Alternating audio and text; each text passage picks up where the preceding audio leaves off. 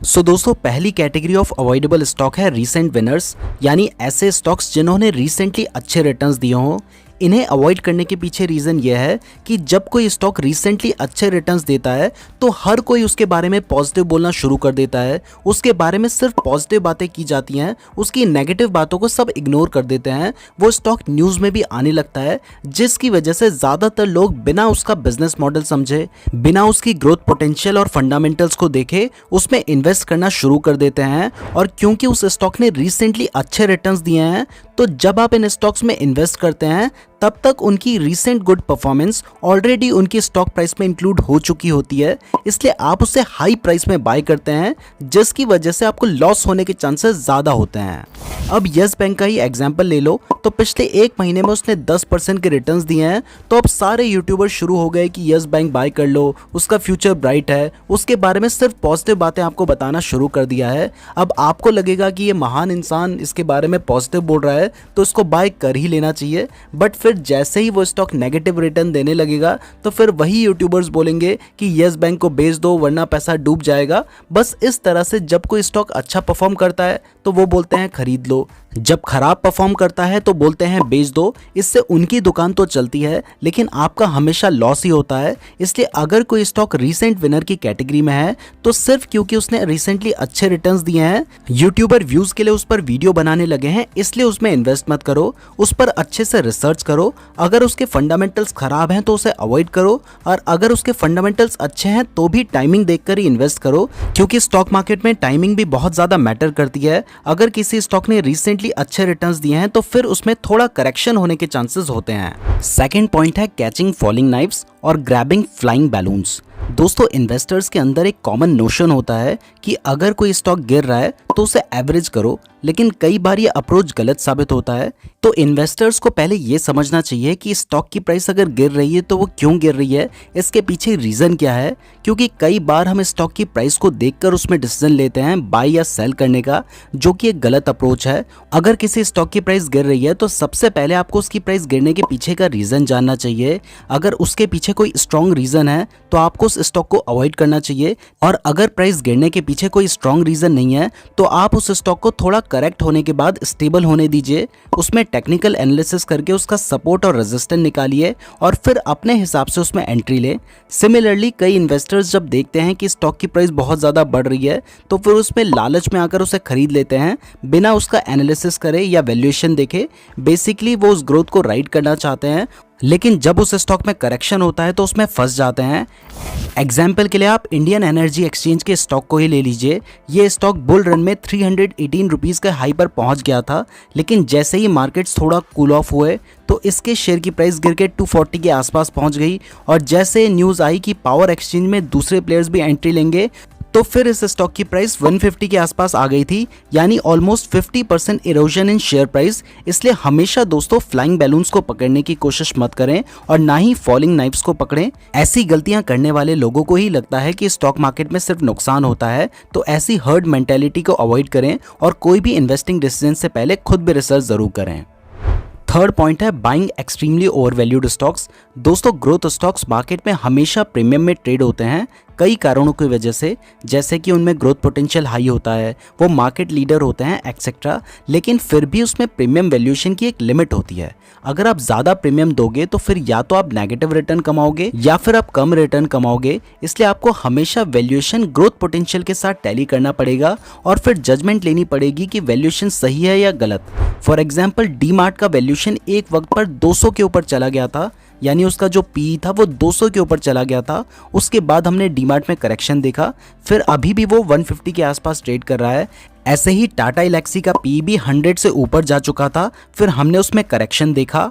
टाटा इलेक्सी से याद आया कि टाटा इलेक्सी का स्टॉक हमने आपको 1800 रुपीज़ की प्राइस में बताया था। उसके बाद जब उसकी प्राइस 3500 रुपये के आसपास गई थी तब भी हमने आपको बताया था, लेकिन अभी उसकी प्राइस 8500 रुपये के आसपास है।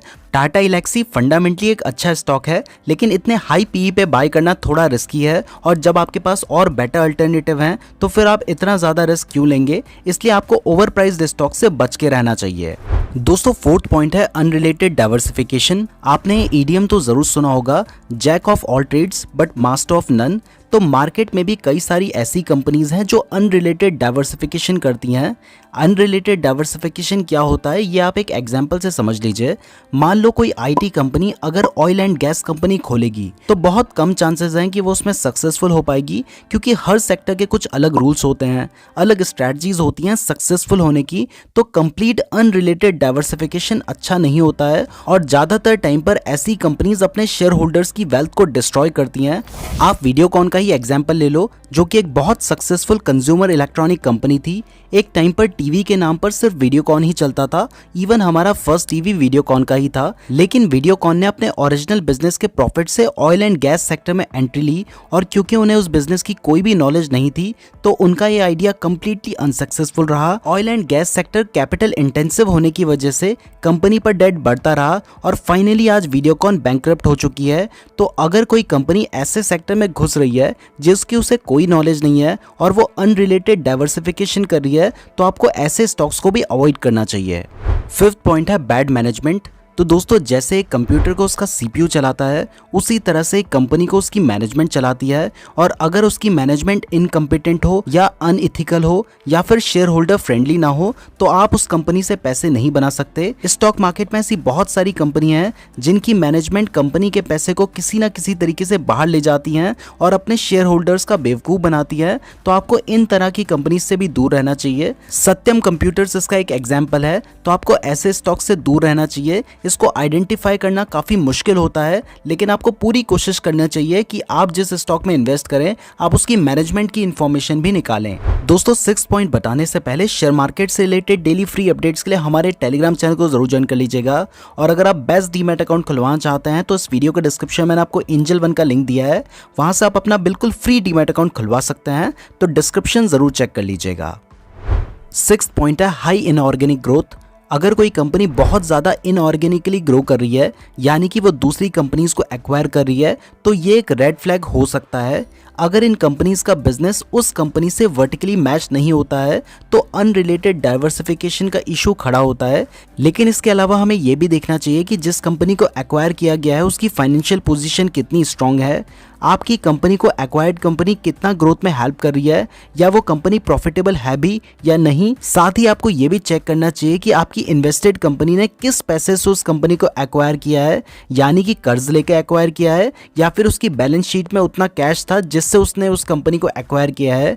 जैसे रिसेंटली जोमेटो ने ब्लिंकिट को एक्वायर किया है, तो जोमेटो की खुद की हालत ठीक नहीं है, खुद वो लॉस में चल रही है और दूसरी लॉस मेकिंग कंपनी को एक्वायर कर रही है, जो कि मेरे हिसाब से सही नहीं है। ऐसे ही अडानी ग्रुप की बहुत सारी कंपनीज लॉस में चल रही हैं, उनमें डेट भी ज्यादा है। तो अगर ऐसी कोई कंपनी है जो कि इनऑर्गेनिकली ग्रोथ कर रही है तो आपको उसको भी अवॉइड करना चाहिए। 7th पॉइंट है शोई मैनेजमेंट। दोस्तों, मार्केट में आपको कुछ ऐसे स्टॉक्स भी मिलेंगे जिनकी मैनेजमेंट आकर न्यूज़ चैनल में कंपनी की अच्छाइयाँ करती है, बहुत सारे अनाउंसमेंट, ग्रोथ गाइडेंस या कांस्टेंट प्रमोशन करते रहते हैं। तो कई केसेस में उन कंपनीज का मोटिव होता है पीआर करके शेयर की प्राइस बढ़ाना और फिर स्टॉक्स को मार्केट में डंप करना। और अगर बिजनेस सच में इतना अच्छा भी है तब भी इतना ज़्यादा प्रमोशन करने की वजह से उस स्टॉक की प्राइस ओवर वैल्यूड हो जाती है। इसलिए अगर वो कंपनी प्रोमिसेस फुलफिल नहीं कर पाई तो स्टॉक की प्राइस पे नेगेटिव इफेक्ट भी बहुत ज़्यादा होता है और उसकी प्राइस भी बहुत तेज़ी से नीचे गिरती है। इसलिए आपको इस तरीके के स्टॉक्स को भी अवॉइड करना चाहिए। दोस्तों, 8th पॉइंट है अगर आपने कोई ऐसा ऐड देखा है जिसमें कहा जाता है हेलो ट्रेडर्स, आज से 1 महीने पहले हमने आपको एक स्टॉक बताया था जिसका टारगेट हमने आपको बताया था 100 रुपीज़ और उसका टारगेट आज क्रॉस हो चुका है, आप देख सकते हैं। आज हम फिर से आपको एक स्टॉक बताने जा रहे हैं जिसका ट्रेड पहुंचेगा XYZ अमाउंट तक, ऐसा कुछ वो आपको बोलेंगे। और अगर आपने कोई ऐसा ऐड देखकर शेयर खरीदा है, समझो वहाँ तो पैसा 100% डूबना ही है। इसके बारे में मैं ऑलरेडी एक वीडियो बना चुका हूँ, आप चाहें तो उस वीडियो को देख सकते हैं, मैं लिंक डिस्क्रिप्शन और आई बटन में दे दूंगा। तो जनरली जो भी कोई एड्स रन करके आप तक स्टॉक पहुंचा रहा है, इसका मतलब वो उस स्टॉक में मैनिपुलेशन करना चाह रहे हैं। तो आपको इस तरह के स्टॉक से दूर रहना चाहिए, क्योंकि जनरली ये पेनी स्टॉक्स होते हैं। इनमें ऑलरेडी जो लोग वो एड्स चला रहे हैं उन्होंने पैसे इन्वेस्ट कर रखे होते हैं और वो चाहते हैं कि आप लोग उसमें पैसे डालें ताकि उस शेयर की प्राइस बढ़े और वो शेयर बेच के चले जाएं। उसके बाद उसमें लगातार लोअर सर्किट लगता रहेगा और आपका पैसा फंस जाएगा। इसलिए आपको ऐसे स्टॉक से भी दूर रहना चाहिए। तो दोस्तों, ये थे वो 8 टाइप के स्टॉक्स जिन्हें आपको अवॉइड करना चाहिए।